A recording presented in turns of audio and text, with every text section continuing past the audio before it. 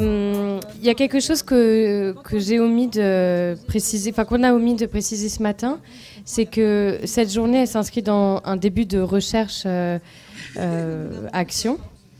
Oui, pardon.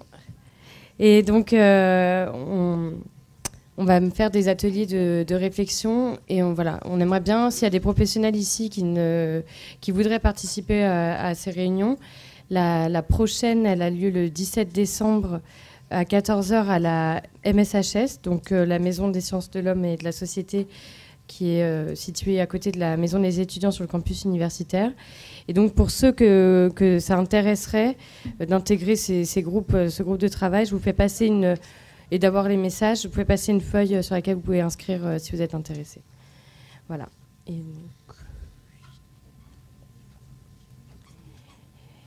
Et donc je laisse la parole dans un premier temps donc, Camille pour la vidéo, et puis ensuite Alexia Delbrey et bien Camille Garbi vont présenter conjointement leur regard sur le constat des violences. Alors là, on est après ou au moment du recueil des femmes victimes quand elles sont encore en vie ou après post-mortem. Voilà, donc je me présente, je m'appelle Camille Garbi, je suis photographe et donc le travail que vous venez de voir est une série photographique donc, qui s'appelle Preuve d'amour, qui parle donc des féminicides. Je ne sais pas si vous lisez très bien les textes de loin, je ne me rends pas compte, mais ça parle des féminicides qui ont eu lieu en France entre 2017 et 2016. Donc peut-être pour me présenter un peu rapidement, donc moi je suis photographe, je fais différents travaux de commande dans les domaines de la photographie d'architecture, du portrait, et je travaille en parallèle de ça sur vraiment des projets personnels, sur différentes thématiques plutôt sociales, et dont ce projet fait partie. C'est un projet qui est assez récent, parce que je l'ai terminé l'année dernière, en milieu d'année dernière. Mais par contre, c'est une thématique, plus largement la question des violences faites aux femmes, des violences conjugales et des violences faites aux femmes dans leur globalité. C'est une thématique qui m'interpelle moi depuis très très longtemps. C'est pour ça d'ailleurs que j'en suis venue à faire ça. Parce que je pense que comme beaucoup de personnes, je viens d'un milieu où il y a eu des questions de violence intrafamiliale. Comme beaucoup de femmes, j'ai subi un certain nombre d'agressions dans la rue, dans le milieu professionnel.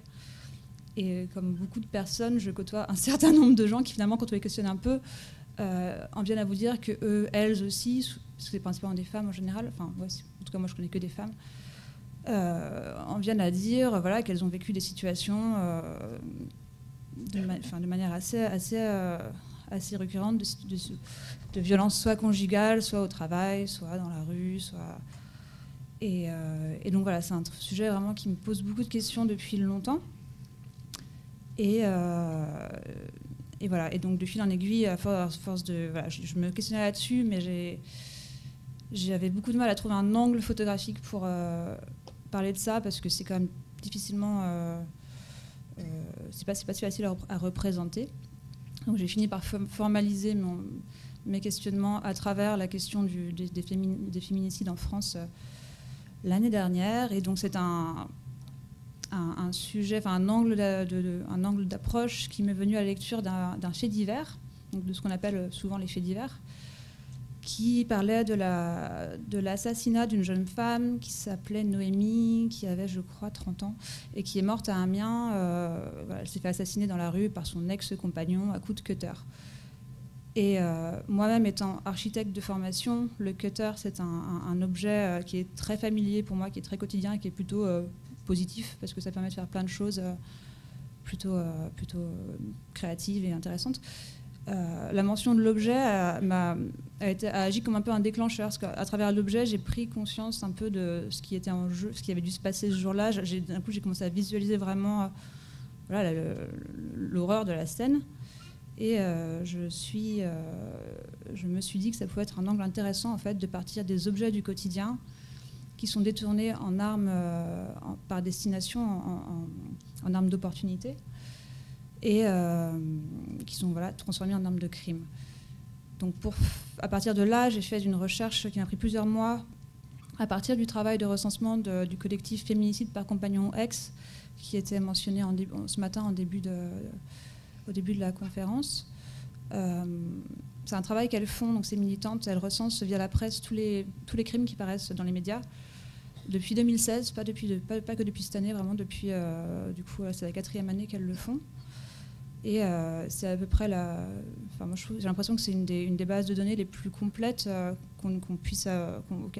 laquelle on puisse avoir accès quand on ne travaille pas, je sais pas, au ministère de l'Intérieur ou quand on est un peu de l'extérieur comme ça. C'est vraiment parce qu'elle recense effectivement chaque cas, elle reposte les articles qui paraissent en ligne, et elles font effectivement cette cartographie où on peut voir vraiment chacune des victimes, enfin les lieux, les dates,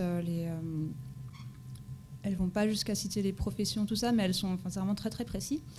Donc moi j'ai relu tous les cas qui sont parus en 2016 et 2017, tous les articles parus sur ces victimes sur 2 ans, et un petit peu en 2015 aussi, mais surtout sur ces 2 années-là. Donc ça a été une lecture de près de, je pense, 800 et quelques articles de presse qui portaient sur 265 victimes. Et là, sur le portfolio que j'ai présenté, enfin le diaporama que vous avez vu précédemment, il y a 180 victimes qui sont mentionnées, parce que je me suis vraiment concentrée sur les cas où les personnes avaient été tuées par des objets qu'on a vraiment dans notre quotidien, chez nous, à portée de main. Et voilà, du coup, je vais relire mes notes parce que je ne sais plus comment je voulais enchaîner les choses. Du coup, voilà, donc il y a eu ce travail d'analyse. Après, il y a eu un travail de réflexion visuelle sur comment montrer et parler à partir de cette base de données que j'ai constituée, comment montrer ça visuellement. Sachant que moi, ce qui m'importait et ce que je trouve très important quand on parle de sujets aussi violents, c'est de justement pas faire usage d'une forme de violence visuelle, c'est-à-dire partir de montrer des choses qui soient vraiment regardables, parce que quand on montre des choses trop violentes, on les regarde pas en fait, on les regarde plus parce qu'on en voit assez souvent quotidiennement pour ne pas avoir envie de s'attarder sur des images insoutenables. Du coup, voilà, il y avait vraiment cette question de rester dans quelque chose de très sobre, de presque doux ou clinique. Des gens me disent souvent que c'est un peu froid clinique, mais n'empêche qu'il y a une forme de distance et d'accoler à ces images qui représentent vraiment des objets, voilà, qui sont des objets symboliques, c'est pas des vraies armes de crime. À partir de ces représentations, accoler aux images les prénoms, les âges et les dates de décès des personnes qui sont concernées par chaque objet, pour que ce soit dans l'allers-retours entre les légendes et les images, qu'on comprenne petit à petit ce qui se joue, de quoi ça parle, et que du coup les gens soient amenés à faire un travail d'imagination plutôt que de... Voilà, c'est l'imagination finalement qui permet de prendre conscience de quoi ça parle, et du coup souvent les gens en regardant me disent qu'ils ils s'imaginent ce qui s'est passé, et c'est d'autant plus... finalement j'ai l'impression que ça choque presque plus que si j'avais montré des photos vraiment de femmes blessées ou de corps et voilà, c'était vraiment l'intention que j'avais en faisant ça, c'est-à-dire amener vraiment les personnes qui regardent ces photos à prendre conscience du fait que ce sont des meurtres et des assassinats qui sont extrêmement répétitifs, c'est très banal, ça arrive partout, dans toutes les catégories socio-culturelles, professionnelles, et voilà. Et sur la question du constat, moi, ce travail m'a permis de me rendre compte de plusieurs choses, c'est-à-dire que j'avais pas vraiment pris conscience auparavant du côté systémique de ce phénomène. C'est vrai qu'on en parle beaucoup, maintenant ça commence à changer un petit peu dans la presse, mais jusqu'à maintenant, on était beaucoup dans ce registre du fait divers, du crime passionnel, du drame familial, des choses qui sont de l'ordre de l'intime et qui sont des cas particuliers, alors que quand on lit, pour avoir vraiment lu 265 cas de manière assez poussée, on se rend compte que quand on rentre dans les histoires, c'est toujours les mêmes histoires, c'est quelque chose de vraiment répétitif, extrêmement c'est des mécanismes très, très structurés, quoi, et moi, de constater ça, étant non sachante sur ce sujet, parce que je ne suis pas professionnelle dans le domaine de la prise en charge des violences conjugales ou quoi, je n'ai pas beaucoup de recul. Moi-même, étant capable de me rendre compte de ça, j'avoue, je ne comprends pas comment c'est possible que les violences conjugales soient aussi mal prises en charge et qu'il y ait aussi peu jusqu'à maintenant de prise en charge, de réaction, de réponse plus je voulais ce que dire, que ce soit une réponse plus appropriée. Ça, c'était un premier constat que j'ai fait en faisant ce travail. Ensuite, il y a la question du traitement dans les médias, puisque souvent ces affaires-là sont relayées par les presses locales, des petits, entre guillemets, des petits quotidiens, qui vraiment traitent ces affaires comme encore vraiment trop souvent d'une manière extrêmement inappropriée, quoi, décalée. Enfin, c'est souvent presque raconté sur le ton, pas de la plaisanterie, parce que là je force le trait, mais c'est des gros titres accrocheurs, on parle des fois presque plus de l'agresseur que de la victime. On minimise les faits en mettant en avant le contexte psychologique ou de l'agresseur, ou en mettant en avant ses difficultés plutôt que. Donc il y a tout un traitement médiatique qui est assez dont j'avais pas non plus forcément conscience auparavant, que c'était à ce point-là. Et ce qui est intéressant là actuellement, c'est qu'on voit que c'est en train de changer un petit peu dans les grands quotidiens français, enfin Libération et Le Monde. Il faut vraiment un travail de fond pour que la perception de ces crimes soit autre.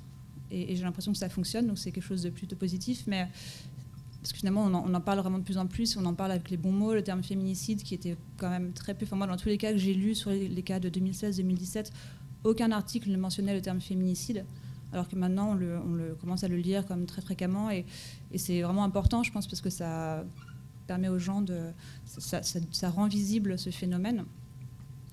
Donc la presse et les médias ont vraiment un pouvoir finalement aussi très, très fort. C'est ce que m'a permis de constater ce travail.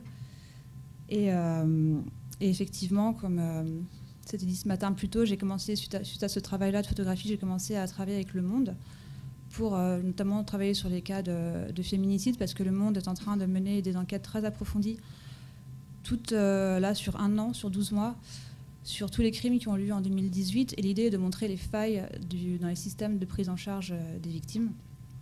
Donc voilà, en commençant à travailler là-dessus, j'ai illustré que deux enquêtes particulières, mais voilà, on se rend compte effectivement à quel point il y a des failles qui sont quand même assez hallucinantes des fois. Heureusement, c'est pas tout le temps le cas, heureusement, mais il y a quand même des gros ratés que ce soit du côté des forces de l'ordre, du côté de la justice, ou dans les dispositifs qui sont mis en place, comme le téléphone grand danger. Enfin, voilà, donc j'ai pu me rendre compte aussi un peu plus précisément de toutes ces failles-là, qui sont encore quand même courantes. Et voilà. Et du coup, je vais laisser la parole à Alexia.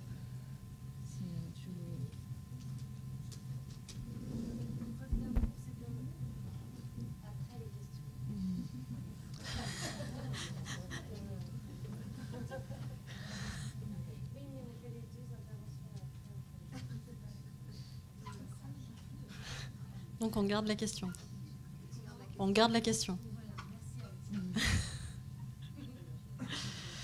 Alors je vais poursuivre en vous parlant du constat du côté de la médecine légale, et donc tout particulièrement aujourd'hui sur les violences faites aux femmes. Et en commençant par vous décrire finalement dans quel contexte en médecine légale on va être amené à constater. On a 2 gros champs d'activité. La première, c'est l'activité thanatologique. C'est souvent celle à laquelle l'image du médecin légiste est rattachée, du fait des séries télé notamment, où pour beaucoup de gens, le médecin légiste travaille auprès du cadavre. Dans cette activité-là, qui représente à peu près la moitié de notre activité, on va être amené à faire ce qu'on appelle des levées de corps. C'est là où on va se déplacer sur les découvertes de cadavres, au plus proche de la scène, sur la scène de crime. Et ensuite, on a la plupart de nos actes qui se déroulent en salle d'autopsie. Le premier, c'est l'examen de corps. L'examen de corps, c'est quand on est amené à examiner une victime décédée sans l'ouvrir. Donc il n'y a pas que les autopsies, parfois on examine aussi les blessures physiques et ensuite on dresse un constat. C'est plus ou moins associé à un scanner entier du corps qui nous permet de voir s'il y a des atteintes d'organes ou des fractures par exemple. Et par la suite, on peut quand même rendre des conclusions. Donc ça, c'est au choix du magistrat, du procureur qui est en charge de cette enquête, qui va décider si oui ou non il demande une autopsie ou juste un examen de corps. Sinon, donc, on va aller jusqu'à l'autopsie. Et l'autopsie, c'est ce que vous pouvez voir à la télé, où on va ouvrir un corps pour examiner l'ensemble des lésions traumatiques, ou à la recherche d'une cause médicale de décès parfois. Alors c'est beaucoup plus rare dans les agressions faites aux femmes, mais on va aussi faire des prélèvements au sein de ces autopsies pour poursuivre nos analyses un peu plus loin que l'acte lui-même. Autre champ d'activité, c'est l'accueil des victimes au sein de l'unité médico-judiciaire. Donc là, on parle bien de victimes vivantes. On reçoit des victimes d'agressions, d'accidents, pour lesquelles on va dresser un certificat médical initial avec un constat sur un retentissement physique et psychologique sur lequel on reviendra tout à l'heure. L'ensemble de ces activités est actuellement exercé sur réquisition judiciaire uniquement. Donc il faut qu'il y ait eu pour les victimes un dépôt de plainte préalable et une décision, une demande d'un procureur de la République auquel qu'il délègue en fait à des officiers de police judiciaire pour la demande de réalisation de nos actes. On s'intègre donc totalement dans des procédures pénales au quotidien. Vraiment, notre quotidien et nos interlocuteurs principaux, c'est la justice. Tous les jours, on rédige des actes pour répondre à la justice. Ces actes vont être les premiers, là, ici, que je viens de vous décrire, dans les suites des faits qui viennent de se produire, mais ils se poursuivent dans le temps et parfois pendant de nombreuses années avec plusieurs actes d'expertise pouvant aller jusqu'au procès. Dans l'ensemble de ces actes, on a un objectif qui est commun, et souvent commun à l'ensemble des experts judiciaires, qui est d'aider la justice à la manifestation de la vérité. Et pour ça, on va s'y prendre de différentes manières. Il y a la recherche de la preuve, et on va voir comment est-ce qu'on va essayer de manifester cette preuve. Ici, on vous a représenté une scène de crime qui est une scène de crime qui s'est produite en Poitou-Charentes.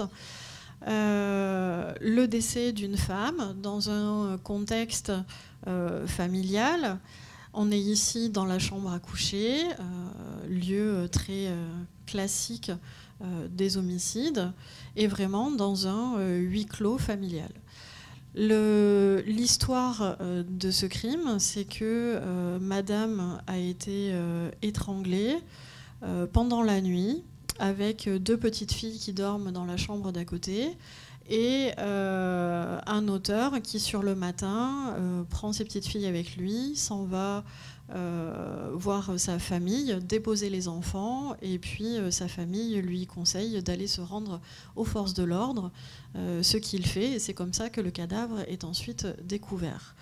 Donc on va être pas le premier intervenant sur les lieux, puisque généralement, où il y a des services de secours, lorsqu'il y a une découverte de cadavre, ou alors il y a des enquêteurs qui vont être là sur place, et la décision de faire venir le médecin légiste intervient dans un second temps, lorsqu'il y a vraiment un décès suspect, un décès criminel, et nécessité d'avoir le déplacement d'un spécialiste sur cette scène de crime.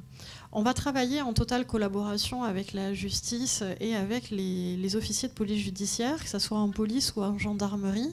La scène de crime, quelque part, leur appartient.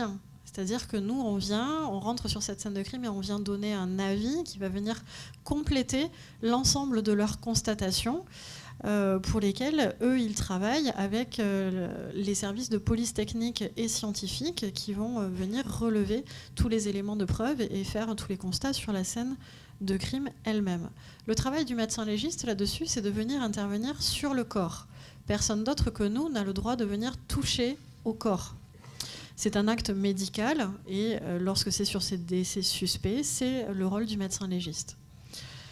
On va donc réaliser dans un premier temps la levée de corps. Et sur ce type de scène, on va venir s'imprégner de l'ensemble des lieux, des circonstances, pour essayer de comprendre au maximum qu'est-ce qu'il a pu se passer dans cette famille. La plupart du temps, on a un auteur, et c'était le cas ici, on a un auteur avant qu'on arrive.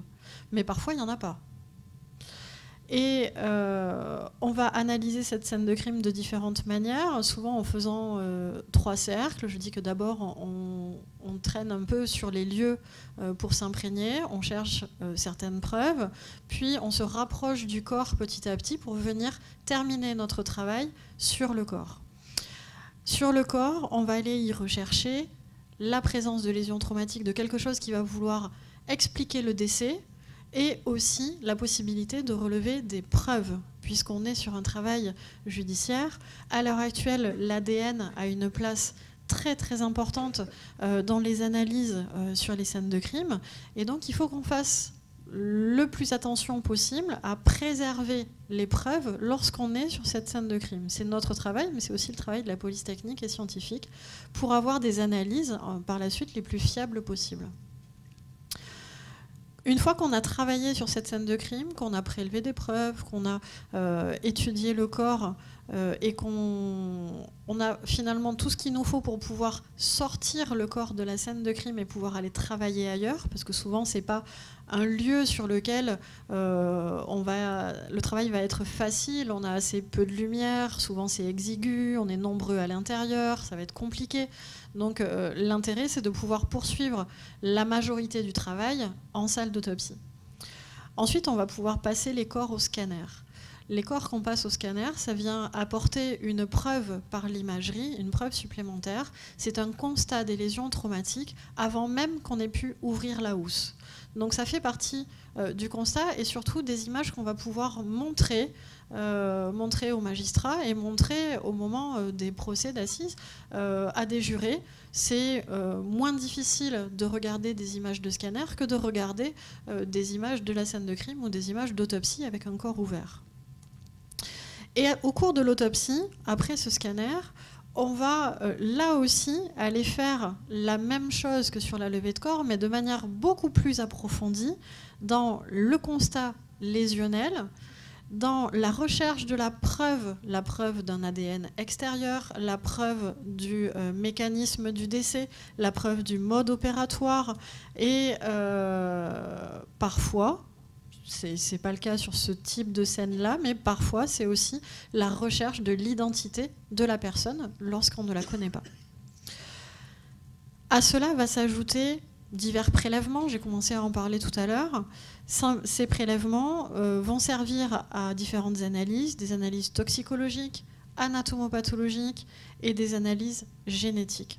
En fonction du type de prélèvement, on oriente ce dont on a besoin pour apporter les réponses aux magistrats. Ça va constituer une preuve supplémentaire. Alors c'est pas nous qui faisons les analyses, c'est pas comme dans les experts où on fait l'autopsie et puis après on est au laboratoire et on analyse tout ce qu'il faut. En France, ça se passe pas comme ça. Il y a des laboratoires spécialisés dans lesquels on envoie nos prélèvements et ce sont d'autres spécialistes qui viennent s'ajouter, d'autres experts qui s'ajoutent à cette procédure judiciaire. Ensuite, on peut faire par exemple des expertises de compatibilité médico-légale. Imaginons, cette personne sur la scène de crime aurait reçu un coup de couteau. On peut, à un certain stade de l'enquête, nous fournir le couteau et qu'on fasse des comparaisons des lésions qu'on a retrouvées sur le corps avec l'arme du crime. Ça peut être des questions comme ça. Ensuite, on va pouvoir assister à la reconstitution des faits. le magistrat instructeur peut nous demander d'être présent lorsque l'auteur va venir relater sur la scène tout ce qui a pu s'y produire et comment le passage à l'acte s'est déroulé. Et là aussi, on vient apporter notre constat sur est-ce que ça correspond au bilan lésionnel qu'on a pu faire sur le corps, à la cause de décès, ou est-ce qu'il y a des incompatibilités entre ce que l'auteur vient raconter et ce qu'on a pu constater de notre côté. Après, bien sûr, il y a d'autres experts qui viennent encore se rajouter, comme les experts psychiatres, les experts psychologues, qui vont venir voir l'auteur ou la victime lorsqu'elle n'est pas décédée. Et la fin de ce travail dans l'activité thanatologique intervient au moment du procès, le procès d'assises et la phase finale où on vient à la barre pour venir exprimer devant la cour professionnelle et devant les jurés qu'est-ce qu'on a pu constater, quelle est la cause de décès, et puis c'est le moment où les avocats peuvent poser nos questions pour aider les jurés à prendre leurs décisions ensuite sur la peine. Globalement, le crime familial, les femmes en sont le plus touchées. C'est un crime qui est mis en lumière par les médias. Camille Garbi vous en a parlé tout à l'heure. Donc, on a des titres qui sont très accrocheurs. On a beaucoup parlé de drame familial et on en parle encore. Donc, c'est vraiment quelque chose qui, à chaque fois que ça se produit, au moins au niveau local, on a toujours des articles de journaux qui viennent en parler d'une façon plus ou moins bien adaptée au crime commis. C'est un geste qui choque. C'est un geste qui choque parce qu'on peut tous se projeter et transférer nos propres représentations de la famille sur ce crime qui vient de se commettre. Ça aurait pu être notre voisin, ça aurait pu être quelqu'un de la famille, ça aurait pu, etc. Et on peut se poser plein de questions sur qu'est-ce qui s'est passé dans cette famille finalement. Et c'est ça qui vient choquer nos propres représentations. On se sent proche de ce qui vient de se passer. C'est dans une famille comme ça aurait pu être la nôtre. Et c'est à la fois quelque chose de tellement inimaginable de pouvoir porter atteinte à un être qui nous est le plus proche, qu'on retrouve régulièrement utilisé, et surtout dans les médias, les termes de c'est l'acte d'un fou, c'est un drame, le drame passionnel, c'est un drame de la passion, c'est un crime passionnel, même si on l'utilise un petit peu moins, c'est vrai, sur 1 ou 2 ans en arrière. Et c'est à chaque fois quelque chose de profondément triste qui vient toucher les proches et la population. Mais en fait, qu'est-ce que c'est ? Dans le cadre du couple, qui a pu commettre un tel acte ? L'auteur d'homicide conjugal, il est principalement masculin. C'est la même chose que dans les violences conjugales, en tout cas de ce côté-là, où c'est 85% des hommes qui sont auteurs d'un homicide conjugal. On retrouve des auteurs qui sont en majorité inactifs, avec un faible niveau scolaire et des classes sociales donc les moins favorisées. C'est une des différences qu'on va avoir avec la clinique des violences conjugales où, pour l'instant, il est vrai que ça touche essentiellement des milieux un peu moins favorisés que d'autres. Il n'y a pas vraiment d'explication à ça. En dehors du fait qu'il y a probablement un risque plus important de passage à l'acte lorsqu'on se retrouve enfermé dans un huis clos familial. Et ce huis clos familial, il a plus de risques de venir se produire dans des situations précaires où les gens sont isolés, ils n'ont pas d'emploi, il y a un isolement social, il y a peu d'amis, il y a une emprise éventuelle du compagnon qui fait que en fait, la famille est extrêmement repliée. Plus on est replié et moins on va avoir de regards extérieurs, de rencontres avec l'extérieur. Et c'est déjà un des premiers points qui se produit si on ne travaille pas. Et quand ce sont les deux partenaires qui ne travaillent pas, ça augmente encore plus ce risque dans les situations de problématiques conjugales. À cela vient s'ajouter la consommation chronique d'alcool. Cette consommation d'alcool, c'est un vrai problème. On la constate dans 50% des passages à l'acte criminels, d'homicide conjugal. Et ce n'est pas de l'alcool qui est consommé à ce moment-là pour venir se désinhiber et passer au crime. Pas du tout. On est sur des consommations d'alcool qui sont bien chroniques, enracinées, et des comportements qui sont installés depuis, en général, plusieurs années. Au sein de ces couples, on va retrouver de la violence physique assez fréquente, mais pas que. Je vais insister sur le fait qu'on va retrouver environ 60% de violences physiques au sein de ces couples, mais ça veut quand même dire, derrière ça, qu'il y a 40% au moins des homicides conjugaux qui se commettent sans violence physique préalable. Quand on dit une femme meurt tous les 2 jours ou tous les 3 jours sous les coups de son compagnon, on a souvent tendance à imaginer que c'est des coups subis pendant des années, de la violence conjugale physique ancienne qui a fini par entraîner le décès de la victime.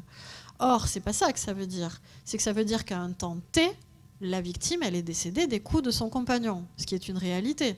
Ou des coups à main nue, ou d'un coup par arme blanche, etc. Il y a eu un geste violent et criminel à un moment donné qui n'a pas pour autant été précédé de violence conjugale physique. C'est vraiment une différence dont il faut tenir compte si on veut arriver à prévenir l'homicide conjugal. Ce qui n'empêche pas que derrière, on a probablement quand même beaucoup de situations avec des violences psychologiques.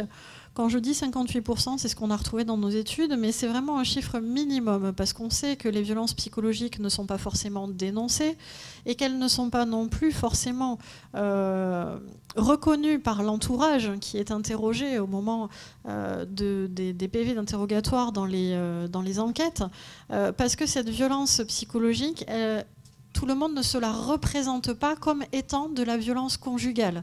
C'est la même chose pour les violences sexuelles. J'ai entendu ce matin que si toutes les victimes, on leur demande dans le cadre des violences conjugales si elles ont été victimes de viol, au final, oui, parce qu'il y en a toujours qui ont eu l'impression de réaliser leur devoir conjugal. Mais à la fin, ça constitue des faits d'agression sexuelle, voire de viol. Ce qui n'est pas dans les représentations de la plupart des personnes, et notamment de celles qui subissent cette violence. Donc c'est vraiment un chiffre minimum. Par contre, dans l'homicide conjugal, on a assez peu de violences sexuelles. C'est vraiment un crime à un temps précis qui est exceptionnellement associé à de la violence sexuelle au moment du passage à l'acte. Parmi les victimes de notre étude, seulement 17% d'entre elles avaient porté plainte. Donc vous voyez l'intérêt de pouvoir se pencher sur ce qu'a pu relater l'entourage de ces victimes pour connaître leur histoire, parce que finalement c'est pas par le biais de la justice et c'est pas par le biais des dépôts de plainte que l'on va connaître la situation réelle et l'intimité de ce couple. Sur un plan clinique, finalement, quels sont ces auteurs? Est-ce qu'ils sont fous d'avoir commis un tel acte? Ça, c'est la représentation populaire. Dans l'homicide conjugal, il n'y a quasiment pas de maladie mentale. La maladie mentale, c'est la maladie qui va venir expliquer le passage à l'acte criminel et l'excuser dans le sens où l'auteur va être déclaré irresponsable pénalement dans le cas où il y aurait une maladie mentale. Ce n'est pas du tout le cas ici. Ce sont des auteurs qui sont, on va dire, sains d'esprit, entre guillemets, c'est-à-dire qu'ils ne présentent pas une maladie mentale au sens psychiatrique du terme. Pour autant, ils vont présenter très souvent des symptômes dépressifs qui vont être repérés dans l'année qui précède les faits, pour un tiers d'entre eux. C'est-à-dire que ce sont des personnes qui ont un mal-être qui est ancien ou pas, qui généralement n'est absolument pas pris en charge. Il n'y a pas de recours aux soins, en particulier chez les hommes auteurs de violences conjugales et d'homicides conjugal. Ces hommes présentent des troubles de la personnalité. 60% d'entre eux, ils sont narcissiques, paranoïaques, dépendants, voire borderline, avec des caractéristiques très communes de vulnérabilité, des failles narcissiques, une immaturité, un attachement insécure. Ce sont des hommes qui sont extrêmement sensibles au sentiment d'abandon, et c'est souvent ce sentiment d'abandon qui va être à l'origine de la pulsion criminelle. Et ce sont aussi des caractéristiques que l'on retrouve dans la violence conjugale, chez les auteurs de violences conjugales, qui ne vont heureusement pas toujours jusqu'au passage à l'acte criminel. Cet agir violent, contrairement à ce qu'on pouvait penser avant, où ils étaient très sûrs d'eux, ils avaient une grande maîtrise, une grande estime d'eux-mêmes, on sait maintenant que sur un plan psychologique, c'est même plutôt souvent l'inverse, hein, que ce sont des failles tellement importantes que l'agir violent vient ici marquer et masquer une dépressivité de l'humeur et une très faible estime de soi. Finalement, l'autre, en miroir, leur permet d'avoir une maîtrise de la situation et une bonne estime d'eux-mêmes. Une fois que l'autre disparaît, l'estime de soi devient médiocre, le vide apparaît, et c'est ça qui va être à l'origine du passage à l'acte criminel. Il faut faire très attention dans les signes précurseurs aux idées et aux menaces suicidaires ou homicidaires. On fait attention bien sûr aux menaces de mort, quoique elles sont parfois prises un peu à la légère. Surtout lorsqu'elles sont répétées, mais on ne fait pas suffisamment attention aux menaces suicidaires. Ces auteurs vont avoir plus de facilité à passer à l'acte sur autrui que sur eux-mêmes, et c'est la raison pour laquelle on doit faire attention à ces menaces suicidaires, notamment dans les cas où il y a un conflit de couple important, voire de la violence conjugale. Parce que ces passages à l'acte, ils vont être assez impulsifs. Je dis impulsif, ce qui ne veut pas dire prévisible, parce que si on se penche sur l'antériorité de la relation conjugale, de la dynamique conjugale, on va y retrouver des facteurs prédictifs, mais par contre, ils sont impulsifs dans le sens où ils sont assez peu prémédités, ils constituent des meurtres et non des assassinats pour beaucoup, et les armes qu'on vous a présentées tout à l'heure sur le diaporama sont des armes d'opportunité, parce que très souvent ils utilisent ce qui se trouve autour d'eux au moment du passage à l'acte criminel. L'un des premiers enjeux de ce passage à l'acte, c'est la séparation conjugale. Ça représente presque 70% des motivations de passage à l'acte, pour différentes raisons. L'annonce de la séparation, le refus de reprendre la vie commune, l'annonce d'un nouveau compagnon, des propos ou des comportements qui vont être vécus comme humiliants, rejetants, des refus de parler de la rupture, tout un tas de petites choses qui, dans cette dynamique conjugale, va venir signifier qu'il peut y avoir une séparation ou que celle-ci est réellement définitive. À ce moment-là, on est à risque de passage à l'acte. Le contexte d'alcoolisme, de violence conjugale et de conflit est un autre des profils, on va dire, de passage à l'acte. Puis, pour quelques-uns, simplement l'humiliation, le rejet, la querelle. Et chez les hommes, on n'a pas de contexte de légitime défense retrouvé pour l'instant sur les homicides conjugaux. Finalement, qu'est-ce qui vient se jouer pendant ce moment-là, ce moment critique? C'est l'ensemble des sentiments ressentis envers autrui et envers la partenaire, la colère, la vengeance, l'abandon, l'humiliation, tous ces sentiments à l'œuvre pour lesquels en fait, l'auteur n'arrive pas à les exprimer ou n'arrive pas à les gérer émotionnellement, ça va venir constituer un facteur précipitant du passage à l'acte face à de la provocation, de la frustration, de la contrariété. Et là, on a un objectif, c'est se débarrasser de l'autre parce que c'est l'autre qui me fait souffrir. Il faut éviter le départ de la victime ou la faire changer d'avis par quelque moyen que ce soit, même si c'est pour en arriver jusqu'au crime.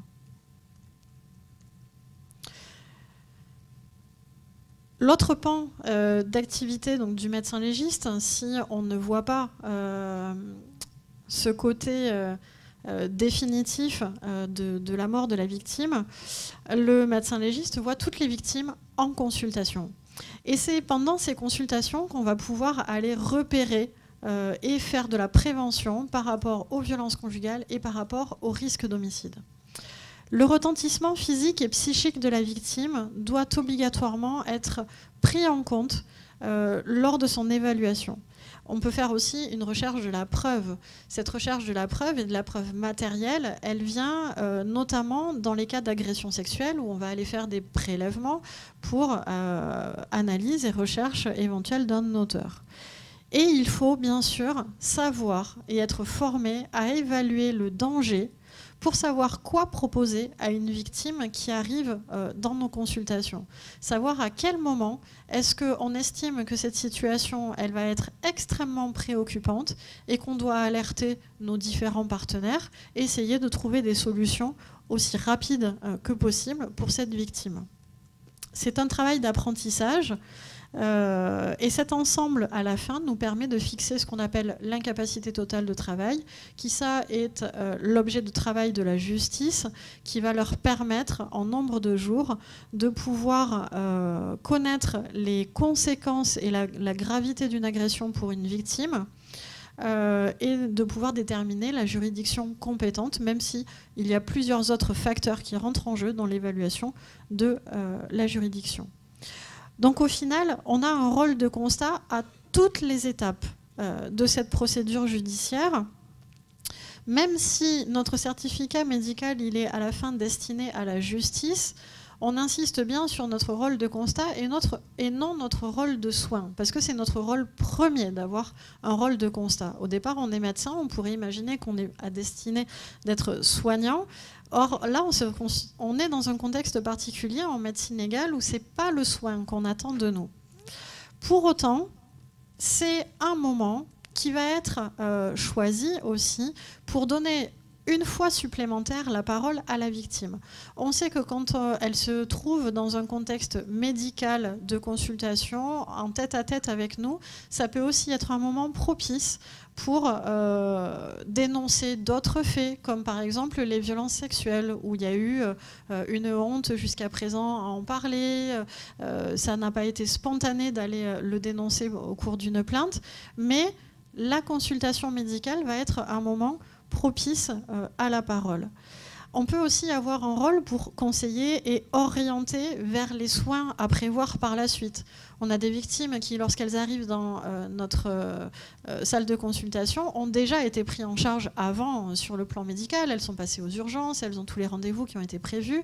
Mais on en a aussi qui ne sont pas passées, qui ont juste été portées plainte et qui arrivent avec des blessures qui peuvent nous paraître importantes et pour lesquelles on peut estimer qu'elles ont besoin de soins. Donc dans ces cas-là, on fait des réorientations. On les renvoie vers les urgences, vers la gynécologie, vers d'autres services.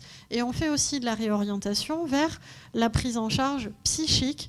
Et notre travail, c'est aussi de venir déceler s'il y a des signes de gravité dans l'état psychique de la victime pour pouvoir lui proposer des soins de psychotraumatisme en lien avec le psychotrauma.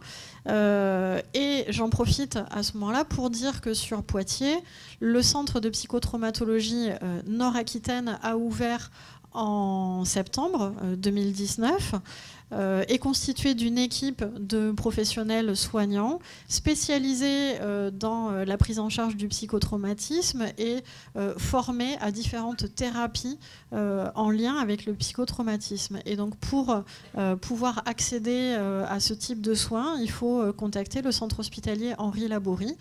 Et ce service est dirigé par ma collègue qui est peut-être dans la salle, que je n'ai pas revue, qui était là ce matin, Mélanie Voyer, et qui s'occupe spécifiquement de ce centre et qui est également médecin légiste avec nous. Et le dernier point, c'est qu'on a un autre rôle, à mon sens, c'est aussi de faire du lien avec les différents partenaires pour pouvoir faciliter le parcours de la victime. L'objectif, c'est pas qu'elle arrive dans notre salle de consultation et puis qu'elle reparte et qu'on ne sache pas où elle reparte. Donc on s'assure toujours quand même de tout l'entourage qu'il y a eu.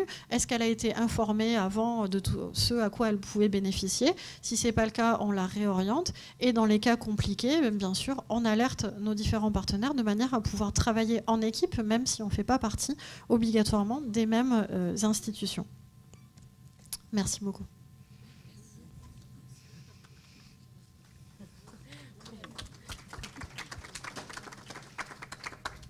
Donc, pareil que ce matin, temps d'échange avec vous pour des questions, des remarques. François, tu veux poser des questions?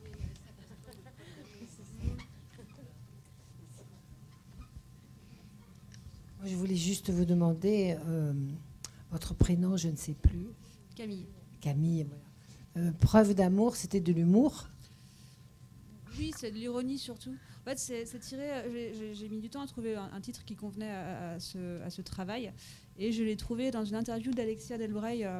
crois que c'était une interview pour Le Monde, il me semble, où elle expliquait voilà, ce qui a été montré en introduction du diaporama, mais je ne sais pas si c'était très lisible de loin. Parce que, du coup, elle disait, je cite, que la jalousie amoureuse est fondée sur le désir de possession exclusive de l'autre et la peur de perdre l'être aimé.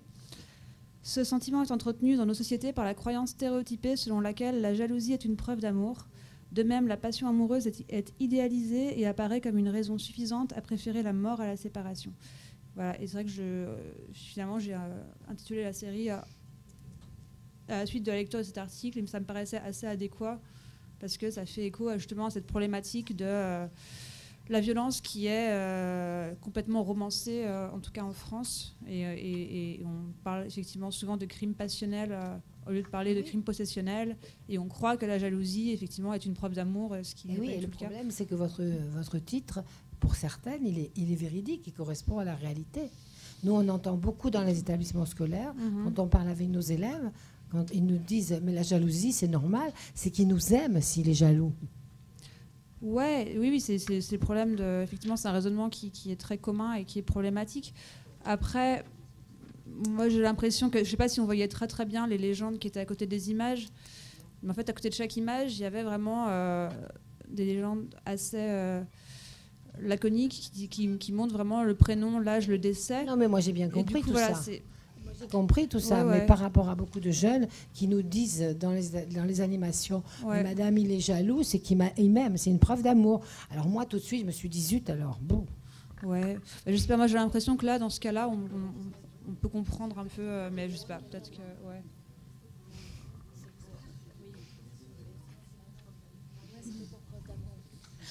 Bonjour, moi je voulais juste réagir à cette question du terme preuve d'amour et vous répondre plus à vous en fait.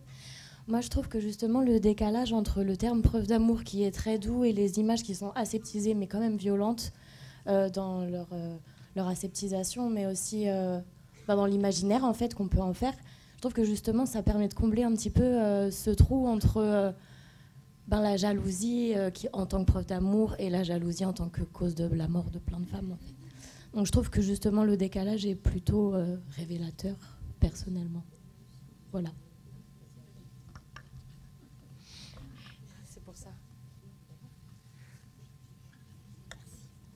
Oui, bonjour. Tout à l'heure, vous avez cité l'importance effectivement de la prévention que vous pouvez effectuer lorsque la personne vient en milieu hospitalier pour donc être examinée. Et à ce moment-là, vous lui expliquez un petit peu les tenants et les aboutissants de cette agression. Et ce qui pourrait plus tard amener à un acte ultime en expliquant les processus donc d'évolution de cette agression, donc les frustrations, le fait que l'agresseur ne peut pas supporter le fait d'être abandonné. Est-ce que dans ces cas-là, la victime souvent est en capacité de comprendre cette évolution et de pouvoir justement se positionner pour penser qu'elle risque d'être effectivement agressée d'une manière de finition, quoi, enfin définitive. C'est vraiment au cas par cas, je pense. Ça dépend du stade d'évolution de la victime. Si, on vous le disait ce matin, il y a plusieurs allers-retours. C'est pas parce qu'il y a un dépôt de plainte que la victime elle est prête à comprendre et à admettre exactement le danger qu'elle peut vivre. Donc nous, comme les autres professionnels, on a tout intérêt à lui expliquer si on estime qu'il y a un risque de danger et qu'on voit des signes qui nous paraissent graves, c'est de lui expliquer, de l'orienter, ou si c'est un danger immédiat, de prendre les mesures nécessaires pour alerter le magistrat et pouvoir trouver des mesures de protection.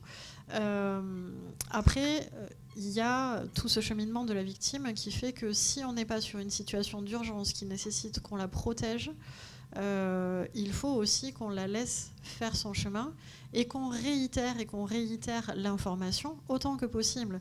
Si elle passe 3 fois à l'UMJ, 3 fois on va lui dire, et c'est la même chose lorsque les gens arrivent aux urgences, c'est-à-dire qu'au fur et à mesure de leur passage, on va leur dire que ça devient de plus en plus problématique parce qu'une fois, ça peut s'entendre, 2 fois, 3 fois, 4 fois. Ça veut dire aussi qu'on a une augmentation en fréquence, voire en gravité des violences qui sont subies et que plus ça va et plus le danger augmente. Après, c'est aussi à nous de transmettre ce message-là plus qu'à la victime, aussi aux magistrats, pour faire comprendre quel est le degré de danger à ce moment-là. Plus on va arriver à se faire comprendre, plus peut-être lui il pourra prendre des décisions à la mesure de ce qu'on a pu constater.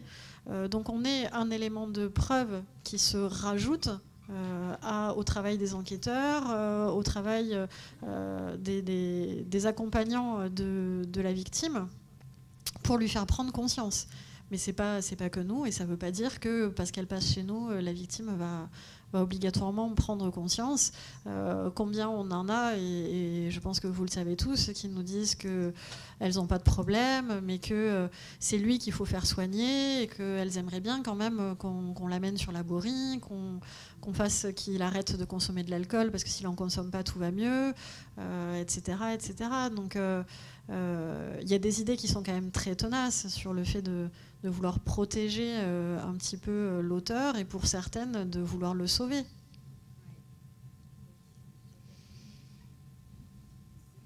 Est-ce qu'il y a une question au planétarium ?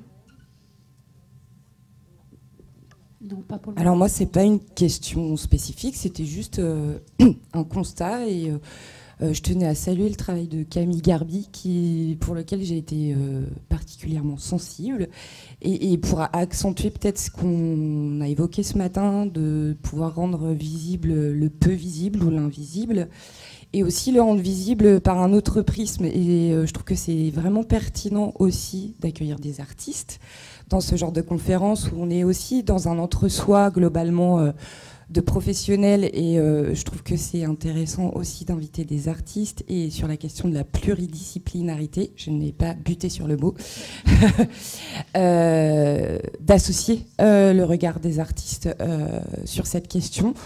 Voilà, c'était juste pour dire merci aussi à Mendes France d'avoir aussi pensé à ça.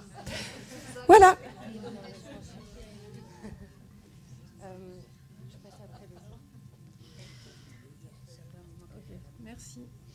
Bonjour, moi aussi je voulais remercier en fait tous les intervenants de cette journée. Alors moi je ne suis pas du domaine de la santé ni du social, je suis esthéticienne et je voulais juste en parler parce que dans le cadre des instituts et des alcôves que sont un peu les cabines, on entend des choses où on n'est pas préparé parce qu'on n'a pas de formation et l'écoute on essaye de faire au mieux, mais on rentre chez soi, on n'est pas bien. Il y a des secrets qui tombent où la personne vous dit « j'en ai jamais parlé à qui que ce soit avant ». Et voilà, c'était juste ce témoignage-là. Et du coup, moi, j'avais besoin d'avoir des infos, de savoir ce qui était fait, de connaître sur le département des choses, sans prétendre leur dire ce qu'il faut faire, mais au moins des petites indications. Et je vous remercie beaucoup pour cette journée.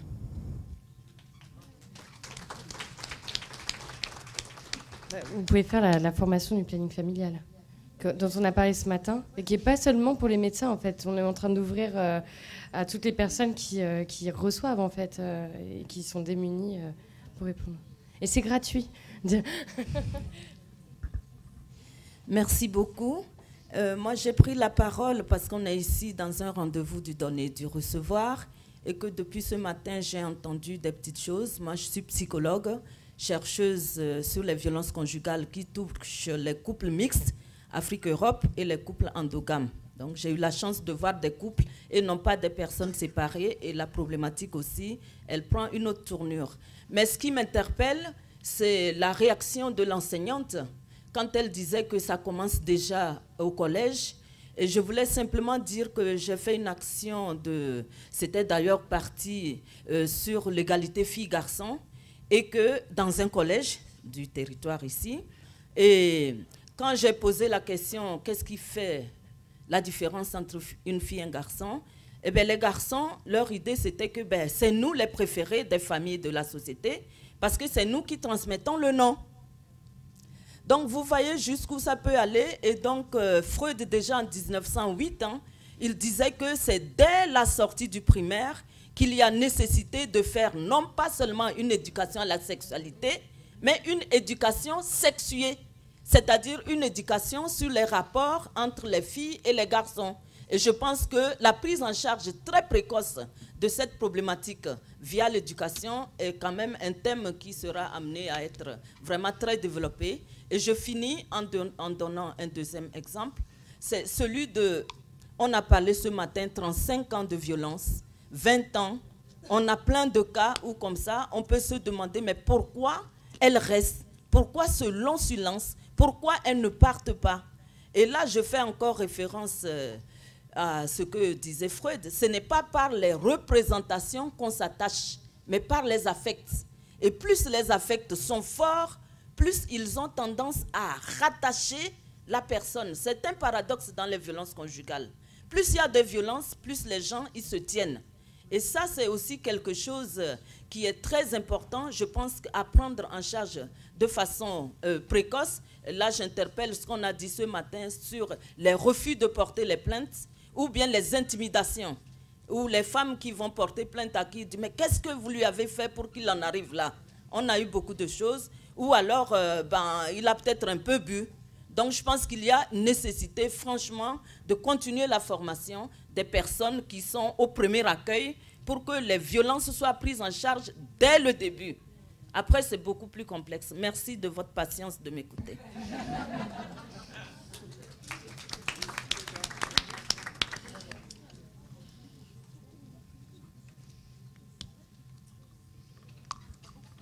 J'avais une question par rapport à l'UMJ, où vous avez parlé du coup que c'était sur réquisition judiciaire. Il me semble qu'il y avait un projet de l'ouvrir en consultation hors parcours de plainte, hors réquisition judiciaire. Est-ce que c'est déjà le cas ou pas? Non, c'est un projet qui est toujours d'actualité.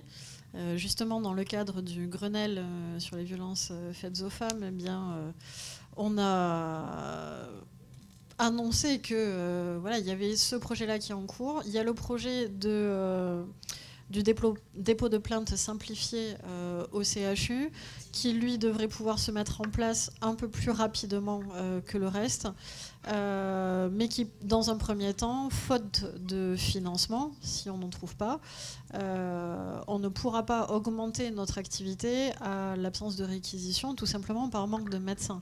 Actuellement, on est déjà surbooké par l'activité uniquement sur réquisition qui augmente chaque année depuis 2011 et on n'est simplement pas en capacité de pouvoir accueillir des victimes supplémentaires. On a alerté donc au cours du Grenelle Madame la préfète, on a alerté le procureur de la République et on a encore hier alerté l'ARS sur la nécessité d'obtenir un financement pour avoir du temps médical. Voilà, donc on attend.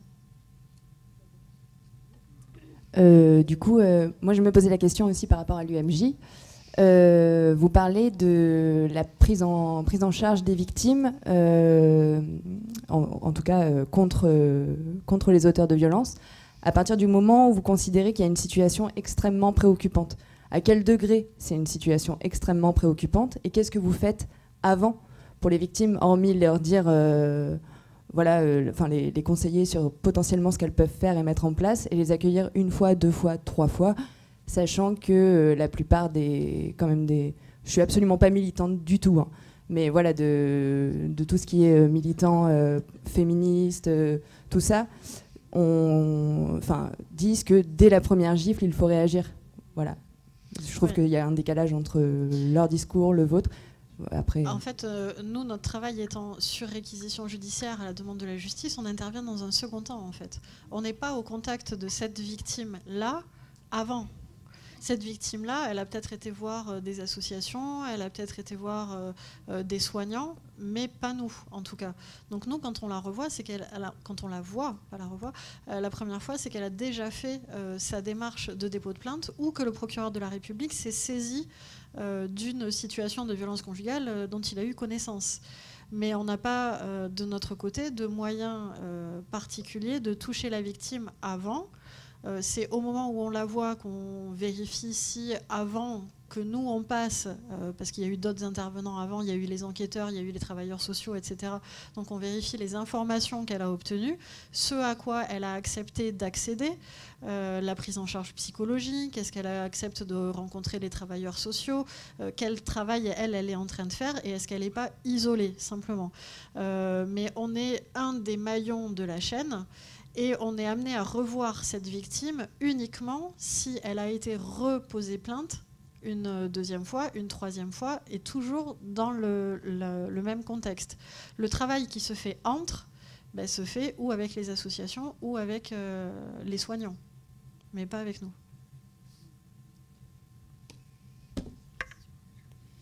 Moi, je suis psychothérapeute et je reçois des personnes qui ont été victimes d'abus dans mon cabinet, entre autres. Les 2 points que j'avais envie de soulever, c'est nous tous ici, 1 personne sur 3, donc il y a des personnes qui sont concernées ou qui ont été concernées dans leur famille par ces choses-là, et c'est pas toujours facile d'accompagner des personnes que l'on reçoit si soi-même on n'a pas fait un travail sur soi pour différencier ce que l'on a pu vivre et comment est-ce qu'on peut accompagner la personne et l'histoire de la personne. La deuxième chose, c'est que dans les accompagnements, même quand je reçois des couples, les personnes ne sont pas toujours habituées à parler de leur sexualité. Quand tout va bien. Alors, arriver à parler de sa sexualité parce que ça touche aux organes génitaux, quand il y a eu un abus, qu'on n'a pas les mots de la sexualité et qu'on doit aller parler à un inconnu de choses avec des mots qu'on n'a jamais utilisés, et parfois se justifier par rapport à ces choses-là. Il y a des personnes qui n'ont pas du tout accès à ça, et c'est très compliqué. C'est pour ça qu'elles ne veulent pas porter plainte. La deuxième chose par rapport à la plainte, et là c'est des questions que je me pose intérieurement, c'est qu'aussi il y a des personnes qui ne veulent pas porter plainte parce que, comme le dit très bien cette dame à côté de moi, il y a des liens affectifs derrière, et une personne qui porte plainte, elle sait que possiblement la personne pour laquelle elle va porter plainte, sa vie va être brisée. C'est-à-dire que cette personne va se retrouver entendue et possiblement accusée, va se retrouver possiblement en prison, et que sa vie, quelque part, va s'arrêter parce qu'elle n'aura plus de travail, elle ne pourra plus s'occuper de ses enfants, elle aura, etc. Et les personnes qui sont déjà qui vivent déjà une violence de ce qui leur arrive, plus de devoir aller porter plainte, et en plus de supporter la charge j'ai la responsabilité d'avoir envoyé un proche en prison et sa vie s'arrêter parce qu'il n'a plus de vie, parce qu'il est en prison, il ne peut plus s'occuper des enfants, etc. Ça fait beaucoup à porter pour une personne qui déjà à la base est victime. D'où la nécessité qu'elle soit accompagnée. Bien, on va faire une courte pause avant de passer ensuite à la partie justice avec Isabelle Steyer et Michel Lugat. On a du café, du thé à l'étage, etc. Vous avez de quoi vous servir. On revient ici dans 10 minutes.